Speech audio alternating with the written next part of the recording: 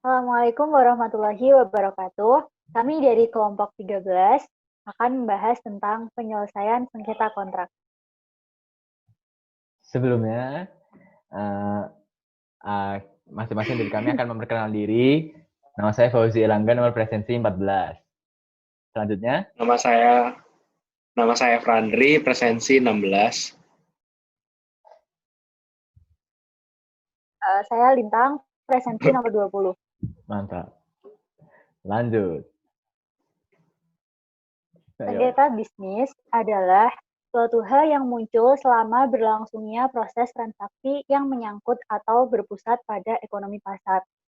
Nah, penyebab dari sengketa bisnis bisa dari suatu pihak yang melanggar perjanjian atau adanya perbedaan pendapat tentang hak dan kewajiban masing-masing. Nah, cara untuk menyelesaikan sengketa bisnis itu ada dua cara, yaitu litigasi dan non-litigasi. Litigasi atau yang disebut dengan court settlement merupakan mekanisme penyelesaian sengketa melalui jalur pengadilan dengan menggunakan pendekatan hukum atau law approach. Sedangkan non-litigasi atau out of court settlement merupakan mekanisme penyelesaian sengketa di luar pengadilan dan tidak menggunakan pendekatan hukum formal.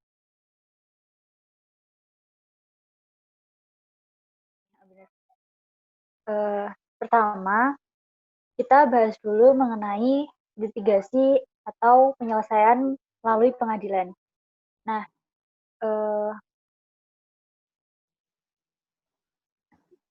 ada sengketa bisnis via peradilan umum.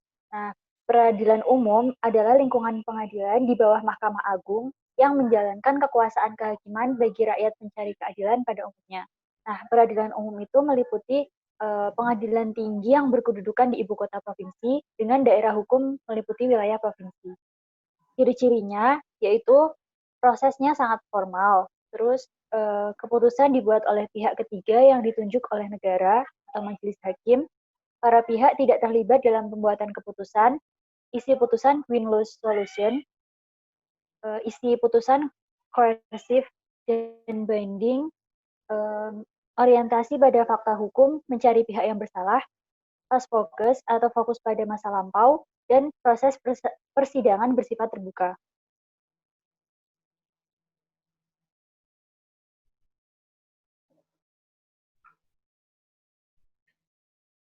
Berikut ini prosedur penyelesaian sengketa bisnis melalui peradilan umum.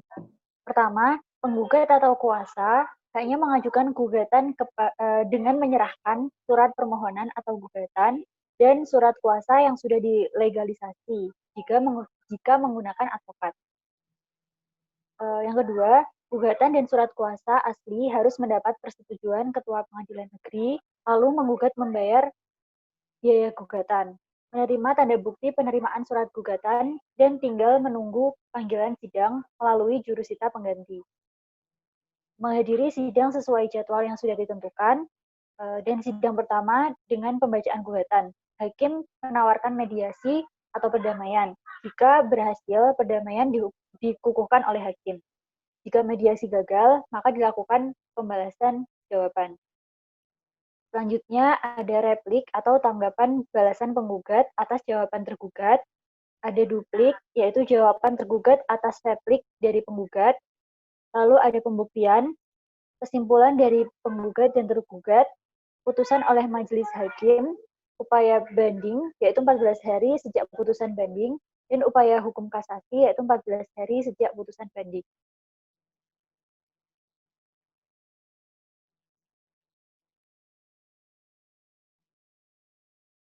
Selanjutnya ada sengketa bisnis via pengadilan niaga. Nah, pengadilan niaga itu adalah pengadilan khusus yang berada di lingkungan pengadilan umum yang mempunyai kompetensi untuk memeriksa dan memutuskan permohonan pernyataan pilot dan penundaan kewajiban pembayaran utang atau PKPU, serta sengketa hak kekayaan intelektual, itu berupa hak cipta, merek, dan paten. Ciri-cirinya yaitu prosesnya sangat formal. Keputusan dibuat oleh pihak ketiga yang ditunjuk oleh negara atau majelis hakim. Para pihak tidak terlibat dalam pembuatan keputusan, sifatnya koersif dan binding. orientasi pada fakta hukum, mencari pihak yang bersalah, proses persidangan bersifat terbuka, dan waktunya singkat.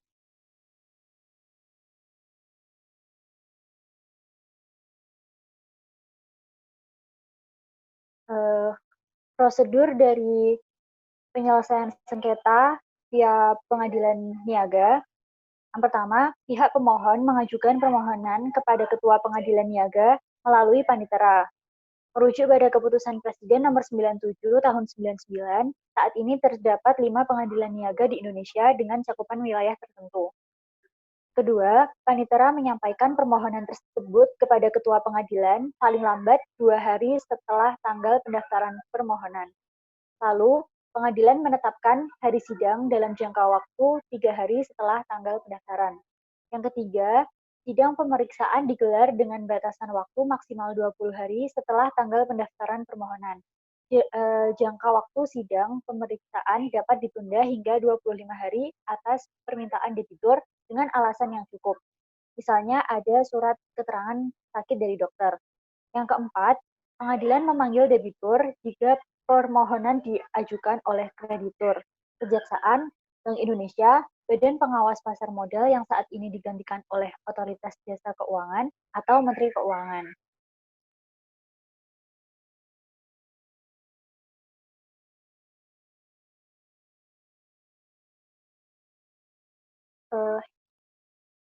Yang kelima, apabila mengajukan permohonan adalah Apabila yang mengajukan permohonan adalah debitur, pengadilan dapat memanggil kreditur dalam hal terdapat keraguan terkait persyaratan pilot. Proses pemanggilan dilaksanakan oleh petugas jurusita dengan menggunakan surat gelar tercatat paling lambat 7 hari sebelum persidangan pertama digelar. Yang keenam, pengadilan membacakan putusan atas permohonan pilot. Jika berdasarkan fakta-fakta yang terungkap di persidangan persyaratan pilot telah terpenuhi, maka majelis hakim mengabulkan permohonan. Dan jika sebaliknya, majelis hakim menolak permohonan, putusan tersebut harus diucapkan dalam sidang terbuka paling lambat 60 hari setelah permohonan didaftarkan. Dan yang terakhir, paling lambat setelah 3 hari putusan diucapkan, jurusita menyampaikan salinan putusan kepada debitur, pemohon pilot, kurator, hakim pengawas dengan surat gelar tercatat, dan atas putusan ini, para pihak dapat mengajukan upaya hukum kasasi dan peninjauan kembali ke Mahkamah Agung. Nah, sebenarnya proses penyelesaian sengketa melalui litigasi ini merupakan sarana terakhir atau ultimum remedium bagi para pihak yang bersengketa setelah proses penyelesaian melalui non-litigasi tidak membuahkan hasil.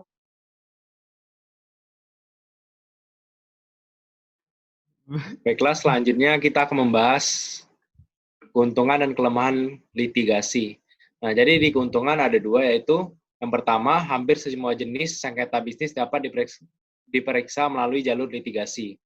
Yang kedua, biaya litigasi lebih murah dibandingkan dengan non-litigasi. Ini mengacu asas peradilan, sederhana, cepat, dan biaya ringan. Rendahnya biaya karena dibiayai oleh APBN, sedangkan lembaga APS didirikan dan dibiayai oleh swasta. Untuk kelemahan ada 4. Yang pertama, proses peradilannya cukup lama, karena terbuka upaya hukum, seperti banding, kasasi, dan PK. Yang kedua, banyaknya kasus hukum. Sering terjadi kasus sulit dan para pihak tidak bisa memilih hakimnya. Di lain, pihak hakim tidak bisa menolak perkara. Yang ketiga, proses terbuka, tidak ada rahasia dan kurang baik untuk penyelesaian sengketa bisnis. Yang terakhir, putusannya bersifat win-loss. Selanjutnya kita akan membahas ke non-litigasi. Di non-litigasi ada 5. Yang pertama, negosiasi. Kedua, mediasi. Ketiga, konsiliasi. Keempat, adjudikasi. Dan yang kelima adalah arbitrase. Nah, yang pertama itu kita akan membahas negosiasi. Dari pengertian, negosiasi itu adalah suatu upaya penyelesaian sengketa para pihak tanpa melalui proses pengadilan, dengan tujuan mencapai kesepakatan bersama atas dasar kerjasama yang lebih harmonis dan kreatif. Ada prinsip negosiasi, yaitu pertama yang dituju adalah win-win solution. Yang kedua, harus dilakukan langsung antara para pihak yang bersengketa tanpa melibatkan orang ketiga. Yang ketiga, hasil kesepakatan harus tertulis untuk ditandatangani. Kesepakatan itu mengikat para pihak. Yang keempat, kesepakatan itu wajib didaftarkan dalam jangka 30 hari ke pengadilan negeri. Selanjutnya, keuntungan dan kelemahan negosiasi. Keuntungan negosiasi itu yang pertama tidak bersifat formal. Dapat diadakan di mana saja, penyelesaiannya tanpa pihak ketiga, dapat menjaga hubungan baik, dapat dimulai atau diakhiri sewaktu-waktu dan menjaga kerahasiaan. Kelemahannya dapat membuka kekuatan dan kelemahan para pihak. Sulit jika ada agenda terselubung, hanya berjalan jika ada kesepakatan para pihak, sulit jika punya dendam pribadi, dan berujung pada kompromi yang mengurangi potensi keuntungan. Selanjutnya ada mediasi untuk non-litigasi. Nah, pengertian mediasi sendiri itu adalah cara penyelesaian sengketa melalui proses perundingan untuk memperoleh kesepakatan para pihak dengan dibantu mediator. Nah, mediator itu adalah hakim atau pihak lain yang memiliki sertifikat mediator sebagai pihak yang netral. Unsur-unsur mediasi ada 4. Yang pertama, proses penyelesaian sengketa berdasarkan perundingan. Yang kedua, mediator terlibat dan diterima oleh dua pihak. Yang ketiga, mediator membantu para pihak untuk mencari penyelesaian sengketa. Yang keempat, mediator tidak mempunyai kewenangan membuat keputusan selama perundingan. Selanjutnya, ada 2 tipe mediasi. Yang pertama, mediasi di luar pengadilan dilakukan via lembaga EPS dan mediasi di pengadilan negeri. Untuk mediasi di luar pengadilan, para pihak yang gagal bernegosiasi dapat langsung meminta jasa mediasi melalui lembaga EPS. Mediasi di lembaga EPS juga bisa dilakukan dalam rangka arbitrase, ketika arbiter menawarkan mediasi sebelum melanjutkan pemeriksaan pokok perkara. Yang kedua, pilihan mediasi dicantumkan dalam klausul penyelesaian sengketa dalam kontrak sebelum terjadi sengketa atau dibuat amandemen yang terpisah. Yang ketiga, perdamaian dari mediasi dimohonkan ke pengadilan untuk dikuatkan dalam akta perdamaian. Untuk mediasi di pengadilan negeri, mediasi di awal litigasi. Mediasi dilakukan dalam pokok pemeriksaan dalam semua tingkat pengadilan. Pihak ketiga ditunjuk sebagai mediator, dan mediator tidak berwenang membuat putusan seperti hakim atau arbiter. Selanjutnya, apa keuntungan dan kelemahan mediasi? Keuntungan mediasi relatif lebih murah dibandingkan dengan alternatif yang lainnya. Dan yang kedua, adanya kecenderungan dari pihak yang bersengketa untuk menerima dan adanya rasa memiliki putusan mediasi tersebut. Yang ketiga, dapat menjadi dasar bagi para pihak yang bersengketa untuk menegosiasi sendiri sengketa-sengketanya di kemudian hari. Keempat, terbukanya kesempatan untuk menelaah masalah-masalah yang merupakan dasar dari suatu sengketa. Yang kelima, membuka kemungkinan adanya saling kepercayaan di antara pihak yang bersengketa. Kelemahannya, yang pertama bisa makan waktu yang lama. Kedua, mekanisme eksekusi yang sulit, karena cara eksekusi putusan hanya seperti kekuatan eksekusi suatu kontrak. Yang ketiga, sangat digantungkan dari itikat baik para pihak untuk menyelesaikan sengketanya sampai selesai. Yang keempat, mediasi tidak akan membawa hasil yang baik jika informasi dan kewenangan tidak cukup diberikan kepadanya. Yang terakhir, jika lawyer tidak dilibatkan dalam proses mediasi, kemungkinan adanya fakta-fakta hukum yang penting yang tidak disampaikan kepada mediator, sehingga putusannya menjadi bias. Selanjutnya, kita masuk konsiliasi. Jadi kita pengertian dulu. Conciliation is a process by which the parties in a conflict with assisting of a neutral third party or conciliator, identifying the problem, creating options, consider solution options, and strive to reach agreement. Jadi terjemahannya itu adalah konsiliasi adalah suatu proses di mana para pihak dalam suatu konflik dengan bantuan seorang pihak ketiga yang netral itu mengidentifikasi masalah, menciptakan pilihan, mempertimbangkan pilihan penyelesaian oleh John Wade. X. Mengenai proses penyelesaian sengketa dalam konsiliasi ini sepenuhnya diserahkan kepada para pihak yang bersengketa. Konsiliator di sini bertindak lebih aktif dibandingkan mediator yang hanya sebagai fasilitator. Konsiliator bertugas untuk yang pertama, menyampaikan pendapat tentang duduk persoalan, yang kedua, memberikan saran-saran yang meliputi keuntungan dan kerugian, yang ketiga, berkewajiban memberikan anjuran kepada pihak yang bersengketa untuk menyelesaikan atau mengakhiri persengketaan atau perselisihannya. Kemudian hasil konsiliasi ini itu harus dibuat secara tertulis dan ditandatangani secara bersama oleh para pihak yang bersengketa. Selanjutnya harus didaftarkan di pengadilan negeri. Kemudian ada kelebihan dan kelemahan konsiliasi. Jadi kelebihan dari alternatif penyelesaian sengketa melalui konsiliasi ini, yakni hampir sama dengan mediasi, yaitu cepat, murah, dan dapat diperoleh dengan hasil yang efektif. Terus untuk kelemahannya sendiri, alternatif penyelesaian sengketa melalui konsiliasi ini, putusan dari lembaga konsiliasi ini tidak mengikat, sehingga sangat tergantung sepenuhnya pada para pihak yang bersengketa. Selanjutnya kita akan membahas adjudikasi. Jadi pengertian adjudikasi non-litigasi atau yang selanjutnya disebut adjudikasi adalah proses penyelesaian sengketa informasi publik para pihak yang diputus oleh komisi informasi yang putusannya memiliki kekuatan setara dengan putusan pengadilan. Jadi di sini ada adjudikator, itu anggota komisi informasi yang bertindak sebagai majelis komisioner pada adjudikasi non-litigasi penyelesaian sengketa informasi publik yang sekurang-kurangnya terdiri dari 3 orang atau lebih dan harus berjumlah gasal untuk memeriksa dan memutus sengketa informasi publik. Adjudikasi hanya dilakukan apabila upaya mediasi dinyatakan tidak berhasil atau para pihak menarik diri dari mediasi. Ada di pasal 42 Undang-Undang KIP. Kemudian ada sifat-sifat adjudikasi. Yang pertama itu ada terbuka. Artinya siapa saja dapat menghadiri, mengikuti, atau mendengarkan jalannya adjudikasi non-litigasi penyelesaian sengketa informasi publik. Yang kedua itu ada tertutup, itu artinya hanya dihadiri oleh majelis komisioner dan pihak termohon dalam pemeriksaan yang berkaitan dengan dokumen-dokumen yang dikecualikan. Yang ketiga ada majelis komisioner bersifat aktif, artinya majelis komisioner wajib menggali keterangan para pihak, saksi, dan ahli dalam adjudikasi non-litigasi. Kemudian ada arbitrase. Pengertiannya sendiri menurut Undang-Undang Nomor 30 Tahun 1999 tentang arbitrase dan alternatif penyelesaian sengketa, yaitu cara penyelesaian suatu sengketa perdata di luar peradilan umum yang didasarkan pada perjanjian arbitrase yang dibuat secara tertulis oleh para pihak yang bersengketa. Kemudian ada menurut Subekti di sini, arbitrase adalah penyelesaian sengketa oleh seorang hakim atau para hakim yang berdasarkan persetujuan bahwa mereka akan tunduk atau mentaati keputusan yang diberikan oleh hakim atau para hakim yang mereka pilih. Kemudian ada jenis-jenis arbitrase. Yang pertama ada arbitrase volunteer.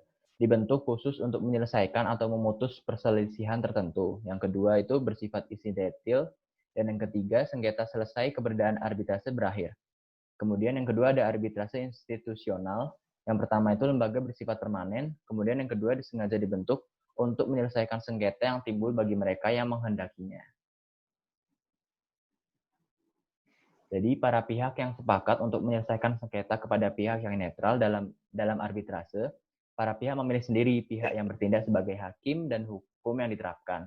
Arbiter hakikatnya merupakan hakim swasta sehingga mempunyai kompetensi untuk membuat putusan terhadap sengketa yang terjadi. Putusan yang dimaksud itu bersifat final dan binding atau mengikat. Untuk mengantisipasi perselisihan atau sengketa di antara para pihak mengenai perjanjian, lazimnya dalam perjanjian sering disertai dengan suatu klausul yang berupa kesepakatan kedua belah pihak mengenai cara penyelesaian perselisihan yang mungkin timbul dari perjanjian tersebut. Dalam perjanjian tersebut disepakati apabila terjadi perselisihan atau sengketa antara mereka, maka akan diselesaikan melalui badan arbitrase. Terus ada dua bentuk klausul arbitrase. Yang pertama ada pactum de compromittens, itu dicantumkan dalam perjanjian. Yang kedua ada akte compromise, itu dibuat setelah terjadi sengketa. Jadi ada 4 fungsi dari klausul arbitrase. Yang pertama itu ada untuk menghasilkan konsekuensi yang diperintahkan bagi para pihak atau mandatory consequence. Yang kedua, untuk mencegah intervensi dari pengadilan dalam penyelesaian sengketa para pihak atau sekurang-kurangnya sebelum putusan dijatuhkan. Yang ketiga, untuk memberdayakan arbiter dalam penyelesaian sengketa. Yang keempat, untuk menetapkan prosedur dalam penyelesaian sengketa. Jadi, ada konsekuensi klausul arbitrase yang sudah disebutkan tadi. Apabila terjadi persengketaan mengenai perjanjian, maka penyelesaiannya harus dilakukan melalui forum arbitrase itu sendiri. sesuai dengan yang telah ditentukan atau dipilih oleh para pihak dalam perjanjian. Kewenangan secara absolut penyelesaian sengketa yang terjadi adalah arbitrase.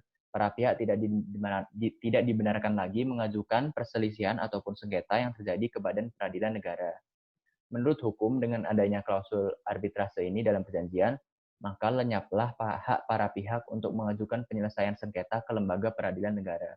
Sebaliknya, badan-badan peradilan negara pun tidak berwenang untuk mengadili sengketa dari suatu perjanjian yang di dalamnya terdapat klausul arbitrase. Kemudian ada keuntungan dan kelemahan dari arbitrase. Yang pertama, keuntungan.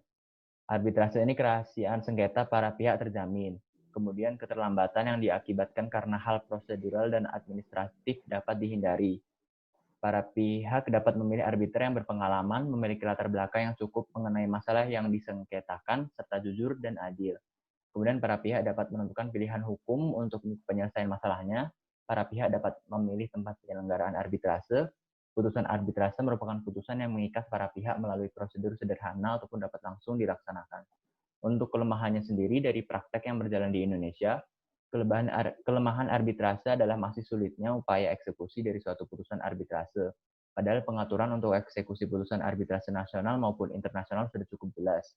Yang kedua itu memiliki ketergantungan kepada pengadilan untuk melakukan eksekusi, mengingat sifat kelembagaannya yang merupakan peradilan semu.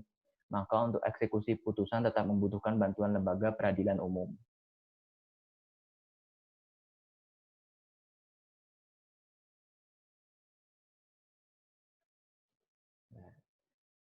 Sekian presentasi dari kelompok 13. Terima kasih.